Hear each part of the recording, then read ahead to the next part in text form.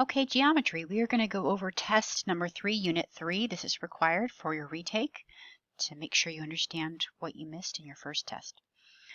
So number 1, if you look at the picture, the screenshot that I asked you to take on your phone, one of those, I think was the first day in this unit, or if you look at the screenshot, I also posted it in the purple folder on Schoology. You can see all these different angle relationships. And this is just something that unfortunately, you're going to have to memorize. These are, oh shoot, there we go. These are consecutive angles. Those are consecutive interior angles. These are alternate interior. These are corresponding angles. And these are alternate exterior. What is the measure of the indicated angle? Okay, these are alternate interior angles. So the missing angle should be 81 degrees. Number 2, what's the measure of the indicated angle? These are supplementary, so this angle should be 99 degrees. So number 4, these are corresponding angles. Corresponding angles are congruent when the lines are parallel. These lines are parallel because of these arrows right here. So I'm going to go ahead and solve it. And again, if you've got to press pause or stop at some point, please do. I solved the equation. I got x equals 9. The problem's asking for the value of x, so we are done.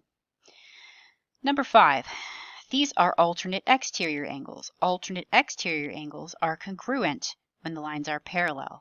So we go ahead and solve the problem. And after I solved it, I got x equals 9 again. Moving on. Number 6, these are consecutive angles. Consecutive interior angles are not congruent when the lines are parallel. They are supplementary. So we're going to go ahead and add these up and set them equal to 180. If you got this one wrong, you probably set those equal to each other and solve for x. But the value of x is actually 4. Number 7, which line is parallel? Parallel lines have the same slope. The only one that has a slope of -4 is this one right here. So the last one is the answer. I don't know what order yours are in, but that's -4x minus 8. Perpendicular lines have negative reciprocal slopes. So here's the original slope. The negative reciprocal is -1/2.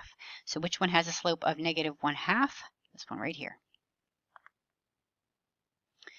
Write the equation of the line that goes through the point -2 and -1 and is parallel to y equals 2x minus 1. So here's our ordered pair.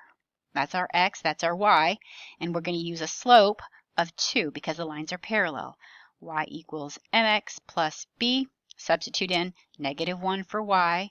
Our m is 2. Our x is -2. And we solve for b. So we get -4 or plus 4 both sides.